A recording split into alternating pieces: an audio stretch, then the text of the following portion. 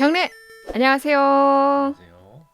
정월 스터디를 위해 미래문화연구원의 이디원 원장님 나오셨습니다. 네, 반갑습니다. 반갑습니다. 네, 차렷 경례에서 인사 다 해놓고 또 인사 저희가 이 시그널에 맞춰서 제가 가만히 있을게요, 앞으로. 아니에요. 너무 좋은데 너무 자연스럽고 이게 목사님 사실 저희 뭐 방송 같이 한 지 꽤 저희가 오랜 네. 시간을 함께 맞춰보다 보니까 이제는 저도 이제 너무 짬밥이 자연스럽게 들어서. 반응을 해주셔서 좋습니다. 한 주 잘 지내셨죠? 네네. 네. 자, 오늘은 저희가 계속해서 또 공부를 나누고 있는데 저는 일주일 동안 기다렸어요, 이 시간을. 또 이러시나. 예, 왜냐면 지난주에 말씀하셨던 예고하셨던 네, 내용이 너무 네. 흥미로웠거든요.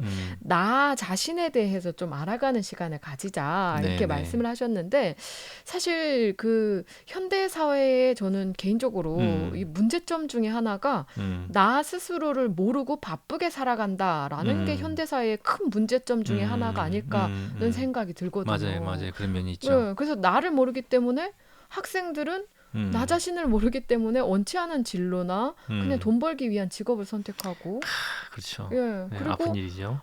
나 자신을 모르기 때문에 자살을 선택하기도 하고 뭐 그런 여러 가지 모든 것들이 여기서 시작되는 게 아닐까 하는 생각이 드는데요. 그래서 좀 기대가 됩니다. 아, 네. 이렇게 시작하니까 되게 부담스러운데. 네. 근데 뭐 그거 아니고도 또 이런 부정적인 면 외에도 현대사회 사람들이 나 자신에 대해서 궁금해한다라는 생각이 드는 이유 중에 하나는 그 많은 분들이 MBTI라는 심리 검사를 네네. 너무 좋아해요. 네. 그렇죠. 네. MBTI나 뭐 MMPI나 여러 가지 자기 자신을 알아가는 이 심리 검사에 대해 사람들이 또 관심이 많은 것도 사실이거든요. 그래서 나 자신을 알고 싶은, 알아야 하는 그런 이유에 대해 오늘 말씀을 나눠주실 것 같은데. 네. 그럴 생각으로 왔습니다. 그럴 생각으로 왔고, 우리가 이제 지난 시간에 이제 저희가 이제 인문학적인 네네. 그 디지털 그 문해력이라는 표현도 했었고, 그다음에 성경적 인문학이라는 말도 했었잖아요.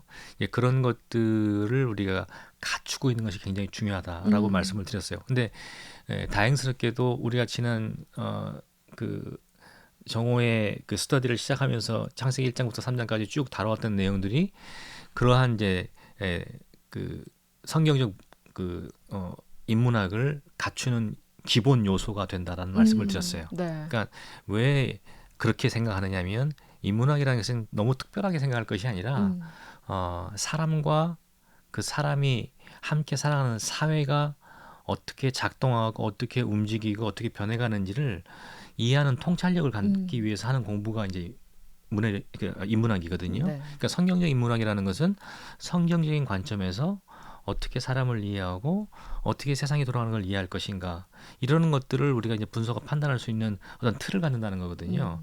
예, 그게 바로 우리가 이제 창세기 1장부터 3장을 통해서 창조와 타락과 이제 그 구속이라는 그 맥락 속에서 우리가 흔히들 말하는 이제 성경적 세계관이란 말하고도 연결이 되는데요.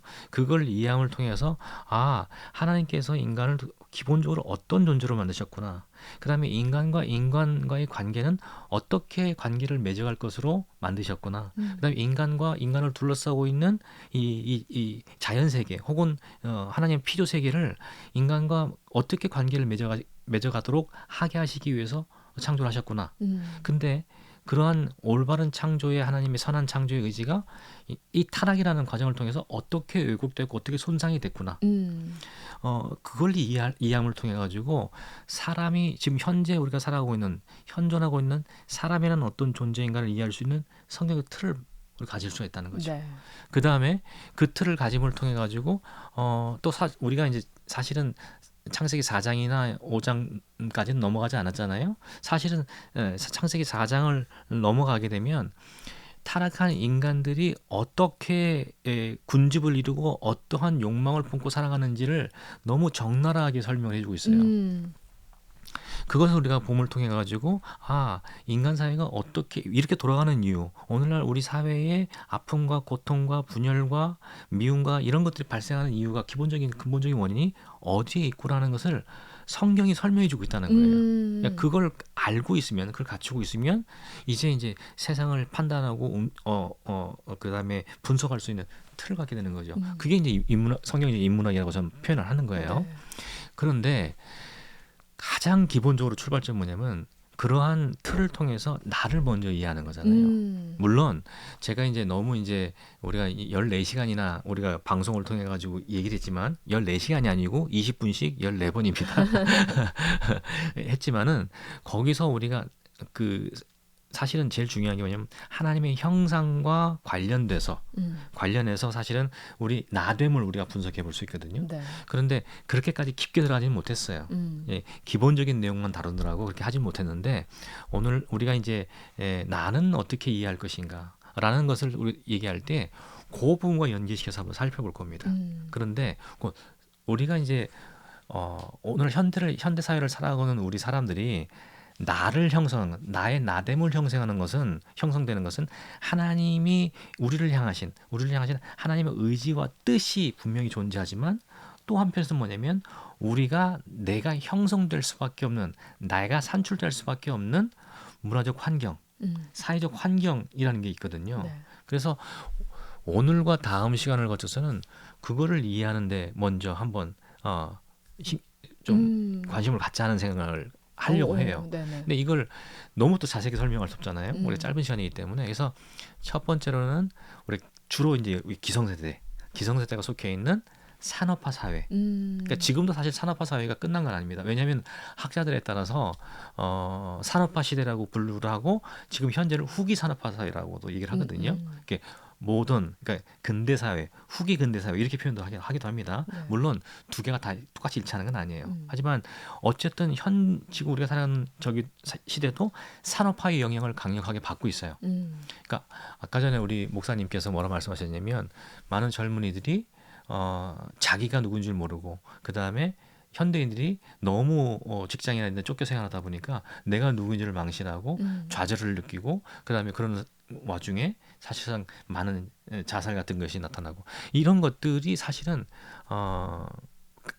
좀 약간 극단적인 표현일 수도 있지만 산업화 사회의 부정적인 측면이에요. 근데 이것이 이제 지금 디지털 사회로 변환되고 있는데 디지털 사회는 산업화 사회의 논리와 극단적으로 달라요. 그러니까 이렇게 생각하시면 돼요. 세계관이 기본적으로 틀려요.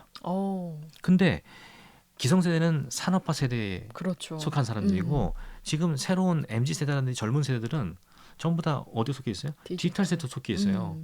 근데 부모와 자식 관계를 갖고 있는데 두 세대는 전혀 다른 세계관을 갖고 있는 거예요. 이러니 충돌할 수밖에 없죠. 그리고 부모 세대는 자기들이 잘하고 옳다고 생각하는 것들 자녀들에게 입력시키려고 노력할 것이고 야 그렇게 살면 망해가 될 것이고 자녀들 입장에서는 자기들이 가치관을 따라서 보면 도저히 받아들일 수 없으니 저항할 거잖아요. 저항하면서도 동시에 어떻게 돼요? 최소한 고등학교 이전까지는 부모님들이 원하는 삶을 살 수밖에 없어요. 그죠? 네. 부모님들이 지도에 따라서 열심히 학원 다녀야 되고 열심히 공부하고 자기들도 최대 인생의 목표가 대학 가는 거잖아요. 좋은 대학 가는 거. 좋은 대학이 뭔지 모르겠지만 거기에 맞춰서 교육을 받고 있기 때문에 이 산업화식 교육이 있거든요. 이런 교육을 받다 보니 나타나는 결과가 뭐냐면 디지털 세대임에도 불구하고 산업화의 논리 구조 속에서 갈등하게 되는 거예요. 그러니까 여기서 나오는 좌절감에서 이 10대, 20대 이 젊은 세대의 자살률이 전 세계 우리나라 가장 높고 가장 높게 지금 네네. 상승하고 있거든요. 이런 결과들이 그런 면에서 초래되기 때문에 우리가 살고 있는 우리가 자라나고 생성하고 있는 두 개의 문화적 환경, 하나는 산업화 사회의 문화적 환경과 그다음에 새로운 디지털 환경을 이해하는 게 중요하다. 그래서 오늘은 시간이 되는 대로 네. 우리가 이제 한 15분 정도밖에 안 남았는데 그 사이 내에 우리가 이제 기성세대, 산업화 세대의 기본적인 논리가 뭔가, 기본적인 사고가 뭔가 이런 것들을 조금 이해하고 알아가는 시간을 가졌으면 좋겠다는 생각이 듭니다. 네. 사실 뭐 이게 기성세대, 산업세대, 그리고 네, 디지털 세대 이렇게 나눠지지만 네, 이전에도 다 세대차는 있었잖아요 라고 말씀하시는 분들도 계실 것 그렇죠, 같은데 맞아요. 그렇지만 지금 현재 저희가 느끼는 세대차와 과거의 세대차, 음, 우리 음, 할아버지의 할아버지 그 맞아요. 세대는 이미 좀 느리게 변하던 세대였고 음. 지금은 급변하는 세대이기 때문에 이 세대차가 점점점 벌어지기 때문에 이런 이해들이 필요할 것 같아요. 그러니까 저는 이렇게 그렇게 목사님 정확하게 잘 지적하셨는데 이런 대화가 올 때마다 저는 이렇게 답변을 합니다. 뭐라고 답변하냐면, 그러니까 저는 사실은 산업화 세대에 속해 있는 나이 연령대로 보면 음, 산업화 세대거든요. 그러니까 산업화 세대에 속해 있는 아들과 산업화 세대에 속해 있는 아버지와의 세대 차이는요, 같은 문화권 내에 같은 가치관 내에서의 세대 차이예요. 음, 근데 지금 심각한 건 뭐냐면 우리 세대, 그러니까 산업화 세대에 자라던 산업화 세대의 사고 방식을 갖고 있는 세대와 그 자녀들은 디지털적인 세계관을 네네. 갖고 있거든요. 전혀 다른 문화권인 거예요. 음, 가치관 자체가 틀려요. 그러니까 음, 이거는 세대 차라고 표현하기엔 너무 큰 거예요, 폭이. 네. 그러니까 이건 문화 차이로 봐야 돼요. 어, 그러니까 우리가 해외 선교를 가면 인도네시아 가면은 부모 세대들이 어떻게 하죠? 우리가 이제 단기 선교 가잖아요. 그러면 단기 선교 가기 전부터 그 나라 간단한 인사말도 배우고 때로는 음, 가서 이제 특송도 하기 위해서 그 나라 말로 된 노래도 하나 발음도 안 되는 노래도 막 음, 외우고 막 이러잖아요. 그리고 가서도 어떻게 하죠? 그분들이 먹는 음식, 그분들이 사는 생활 방식을 일주일, 이주이지만 우리가 존중하고 따라가려고 노력을 해요. 음. 그렇죠? 저도 옛날에 그 미국에서 사역할 때 저 인도네시아나 이런 쪽으로 이제 단기 선교를 제가 이제 인도에서 간 적이 몇 번 있는데 저희들은 비닐을 바닥에 깔고 누워 잔 적도 있어요, 밤에. 어, 맨바닥에 잔 적도 있어요. 어, 왜냐면 그들이 사는 것처럼 똑같이 하려고. 음, 고생스럽더라도. 그게 이제 상대방의 문화, 이게 바로 문화 차이예요. 우리는 침대에서 자잖아요. 음, 근데 그들 바닥에 자거든요. 그러니까 그 차이를 우리가 그들을 맞추는 거잖아요. 음, 이런 노력을 해왔거든요. 근데 지금은 어떻게 되죠?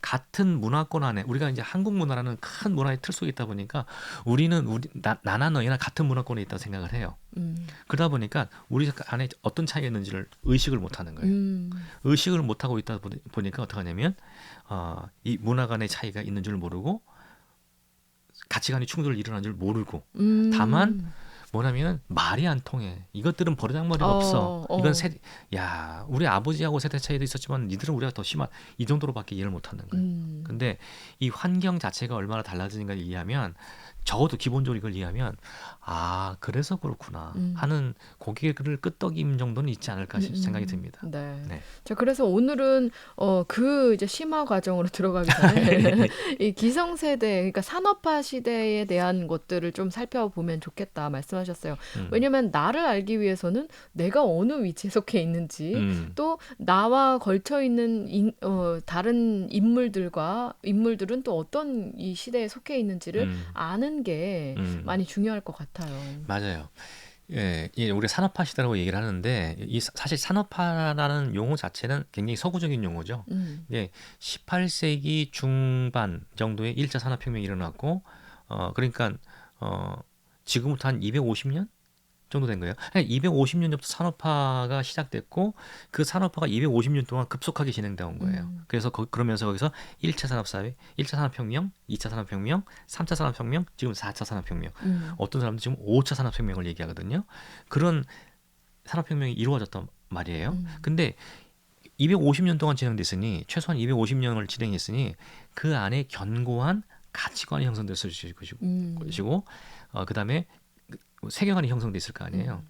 그러니까 그 산업화 세대 속에서 사회 속에서 태어나고 자란 사람들은 그런 가치관과 세계관을 당연하고 지극히 옳은 것으로 수용하고 자랄 수밖에 없어요. 음, 그리고 자신들의 삶을 그 안에서 구성했기 때문에 그 외에 다른 것들은 잘 몰라요. 음, 그렇기 때문에 어, 다른 사람들에게 어떤 무엇인가를 가치를 전달할 때도 항상 자기가 갖고 있는 산업화 시대의 논리 구조에 맞춰서 그 세계관에 맞춰서 그 가치관에 맞춰서 얘기할 수밖에 없는 거예요. 음, 더군다나 한국 사회는 여러분들 사실 한국 사회는 그 근대화란 말을 쓰잖아요. 그래서 옛날 어른들이 그런 말을 말씀 많이 하셨어요. 요즘은 그런 말이 거의 없는 것 같은데 서양이 200년, 300년 걸린 근대화를 우리 한국은 30년 만에 이루어서 한강의 기적을 이뤄냈다. 이런 말을 많이 하거든요. 네네. 근데 저는 그 말에 동의하지 않아요. 왜 동의하지 않냐면 서양이 이룬 건 분명히 근대화가 맞습니다. 그다음에 근대화하고 산업화가 같이 이루어졌던 건 사실이에요. 근데 근대화의 기본 논리는 개인주의, 그다음에 합리성이에요. 이 근대의 이 사고방식을 떠받들고 있는 두 기둥은 개인주의와 그다음에 합리성. 산업화, 저기 뭐야, 합리성. 합리성이거든요. 네. 근데 산업화는 뭐냐면 물론 이 근대화의 영향으로 해서 시작된 건 맞습니다. 과학의 발전으로 인해 시작된 거니까 시작된 건데 이 근대화가 지속되기 위해서는 뭐가 필요했냐면 대단히 수직적이고 그다음에 피라미드 구조가 필요했어요. 그러니까 여기는 뭐죠? 이 피라미드 구조 속에는 뭐냐면 개별의 중요성이 감소됩니다. 집단의 목표와 그렇죠. 목적이 중요한 거예요. 그러다 보니까 근대화의 가치와 충돌하게 되죠. 그러니까 유럽이나 서구는 이 근대화의 기본 가치와 산업화의 논리가 서로 충돌되면서 발전돼 왔어요. 지난 250년 동안. 그러다 보니까 유럽의 민주주의를 보면 굉장히 다른 색깔들로 존재하죠. 나라마다 달라요. 네. 색깔이 많이 다릅니다. 그렇죠. 근데 우리는 어떻게 했냐면은 그래서 이제 한국도 이제 근대 물길이 들어오지 않습니까? 한국 전쟁 이후에. 근데 그때 들어온 것은 뭐냐면 산업화의 논리였어요. 근대가 들어온 게 아니라 산업화가 들어온 거예요. 근데 이 산업화에서 우리나라는 놀랍게 빠른 속도로 성장했거든요. 이게 왜 가능했을까? 집단주의이기 때문에. 그렇죠. 문화적으로. 한국 사회는요, 기본적으로 그러니까 유교적인 집단주의 사회예요. 그러니까 서열이 되게 중요했고요. 서열상에 내가 어느 위치에 있느냐가 중요했고요. 전체 그 집단을 위해서 내가 희생하는 것을 당연시 여기는 문화적 구조를 갖고 있었던 거예요. 네. 산업화의 논리 구조 굉장히 비슷하죠. 그러니까 이게 들어와가지고 급속하게 부흥하고 발전할 수밖에 없었던 거예요. 물론 제가 지금 말씀드린 유교적 논리라는 것은 원래의 그 우리 성리학이라기보다는 성리학의 요소가 굉장히 강하긴 하지만 또 뭐가 있냐면 그 구한말 이후의 일제와 한국 전쟁을 거치면서 형성됐던 부정적인 요소들이 되게 많아요. 그런 부정적인 요소들과 가미된 유교적 논리예요. 그러니까 뭐 일제의 말하자면 군사적 어떤 뭐 일제의 그 제국주의적 논리 이런 것들 원래는 유교는요 효충입니다. 근데 일본이 한국을 지배하면서 유교는 절대 건드리지 않았거든요. 유교적 논리. 근데 그걸 살짝 바꿔요. 뭘로 바꾸냐면 충효로 바꿔요. 뭐가 다르죠? 효는 뭐가 중심이냐면 자기 가문 중심이에요. 그래서 가문 중심인데 이 가문이 확대된 것이 뭐냐면 어떤 학계 스승 뭐 이런 거 되죠. 그다음에 국가라고 그러잖아요. 국가가 뒤에 붙은 가짜가 나라 가짜예요. 그러니까 국가도 지배 확장이에요. 그러니까 그 지배 핵심 논리는 또 뭐냐면 부자 관계예요. 부자 관계에서 아버지와 장자 관계예요. 이 아들을 통해서 그 집안의 전기가 흐른다고 보거든요. 이에서 남자 차별이 나오는 거고. 이런 것들이 이제 유교의 기본 논리인데 이게 일제 시대 가서 뭐냐면 충효로 나라가 우선되고 집안이 뒤로 후퇴되는 걸로 바뀌는 거예요. 네. 그 논리로 바뀌면서 이걸 뭐냐면 군사 독재와 또 같이 가요. 이러다 보니까 부정적인 요소가 묻혀 있는 거죠. 원래 성리학의 깔끔한 요소가 아니라 이게 좀 왜곡되어 있는 요소라고 볼 수 있어요. 근데 우린 거기 젖어져 있어요. 그것과 더불어서 산업화 논리가 붙으면서 한국 사회는 놀라운 성장할 수밖에 없었죠. 그러한 우리 문화적 배경이 있다는 걸 우리가 좀 이해할 필요가 있어요. 그래서 저는 한국은 근대화를 겪은 것이 아니라 산업화를 겪었다. 왜? 한국 사회는 단 한 번도 개인이 존중받는 시대가 없었어요. 그죠? 네. 그다음에 개인의 가치가 집단보다 우선된 적이 없었어요. 그다음에 또 뭐가 있죠? 개인은 집단을 위해 희생해야 되는 것을 당연한 존재로 이어졌어요. 그렇죠. 그리고 한국 사회는 단 한 번도 합리성이 이성적 합리성이 지배하던 시대가 없었어요.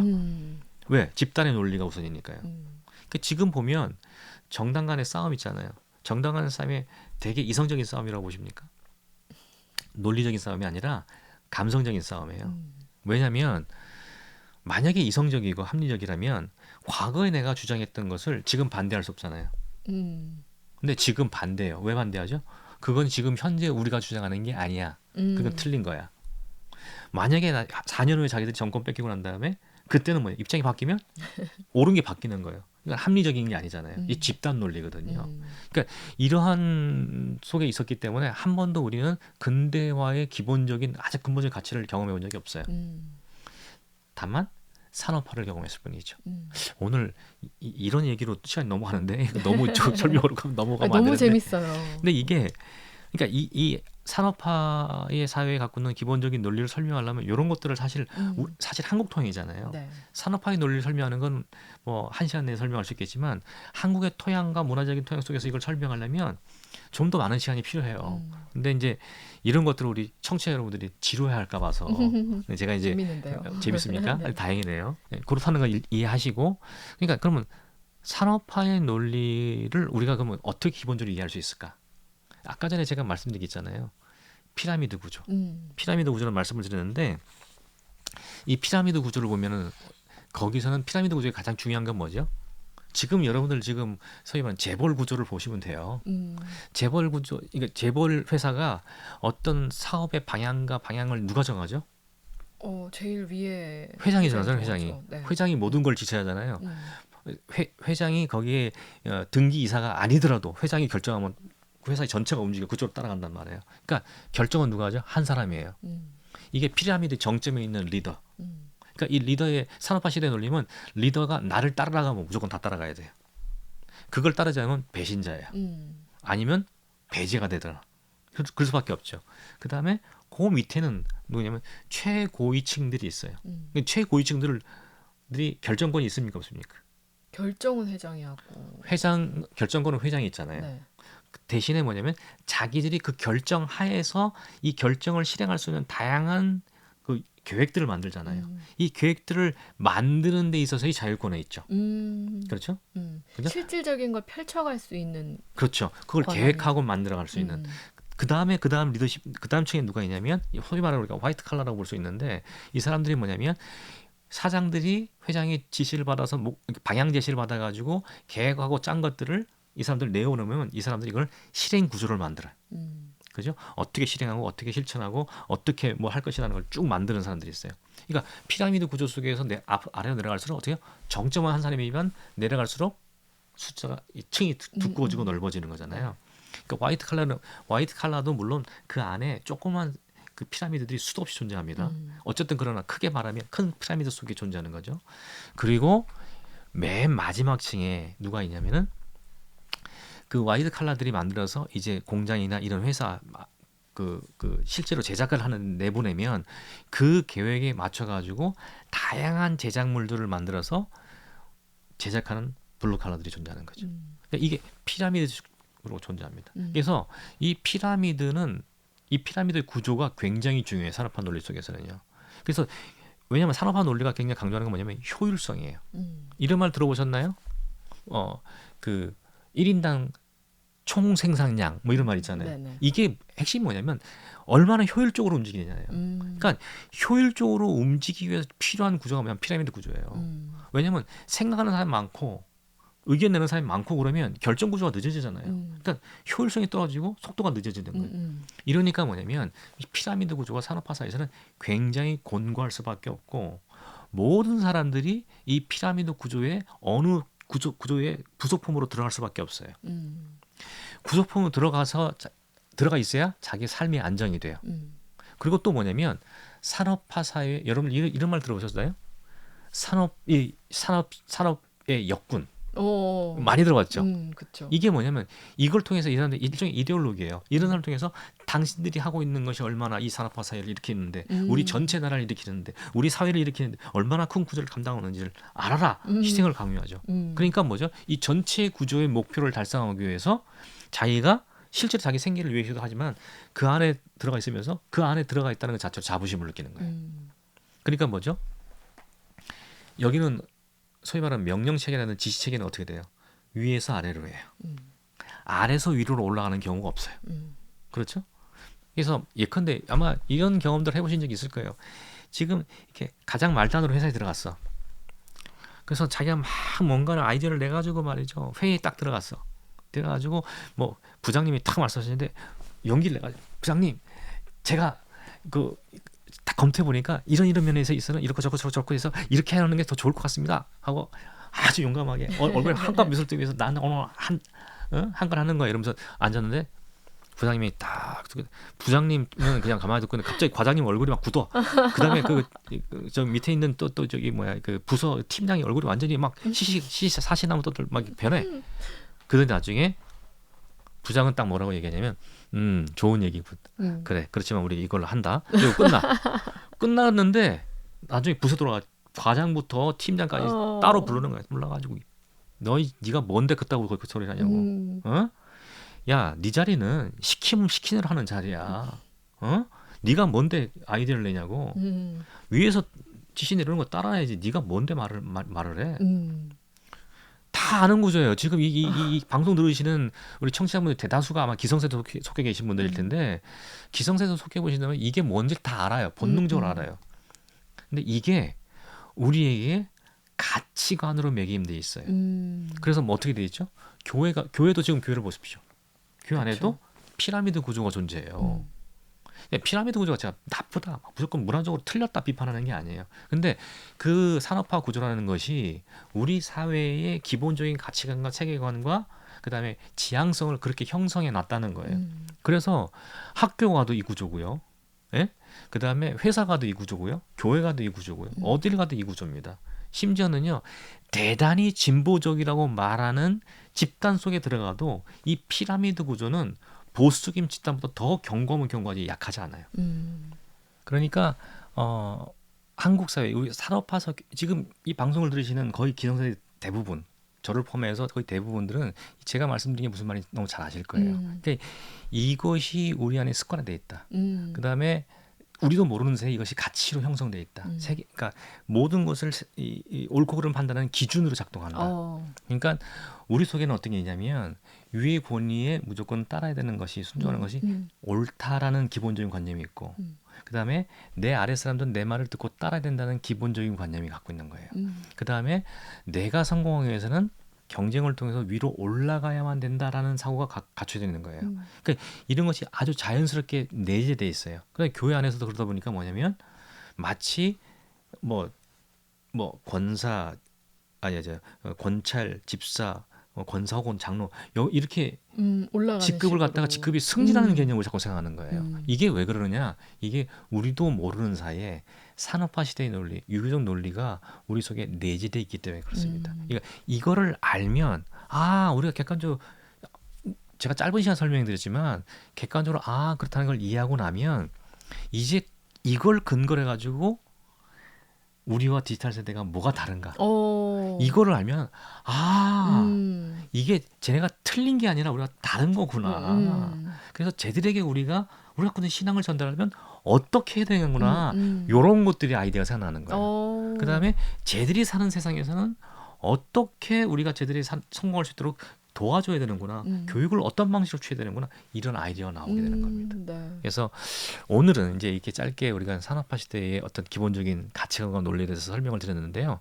이제 다음 주에는 이제 디지털 시대의 기본 논리가 어떤 것인가 이런 것들을 살펴보도록 하겠습니다. 네, 오늘 이렇게 또 산업화 시대, 또 기성시대가 속한 산업화 시대가 어떤 시대인지를 한번 살펴봤습니다. 다음 시간에도 좋은 시간, 이제 디지털 시대에 대한 이해가 필요할 텐데 다음 시간엔 또 좋은 시간 기대하겠습니다. 네. 오늘 함께해 주셔서 감사합니다. 네, 고맙습니다. 네, 지금까지 미래문화연구원의 이대현 원장님과 함께했습니다.